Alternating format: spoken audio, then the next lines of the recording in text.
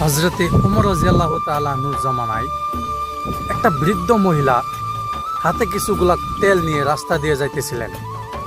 আর তখনই মাথা চক্কর খেয়ে মাটিতে পড়ে গেলেন, আর হাতে থাকা তেল মাটিতে পড়ে গেল। সাথে সাথে ওই তেল মাটি খেয়ে ফেললো। আর বৃদ্ধ মহিলা চিন্তা করতে লাগলো যে আমি এখন করবো কি। তখনই ওনার মনে হলো যে এটা না ইনসাফের জামানা, এখানে তো ওমর রাদিয়াল্লাহু তাআলা আনহু আছে।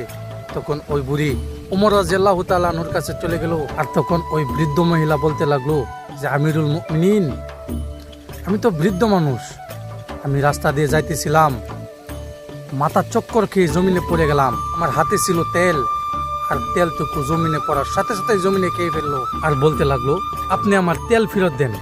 তখন আমিরুল মুমিনিন মুস্কি একটা হাসি দিল, আর কাগজে কিছু একটা লিখে ওই বুড়ির হাতে দিয়ে দিল।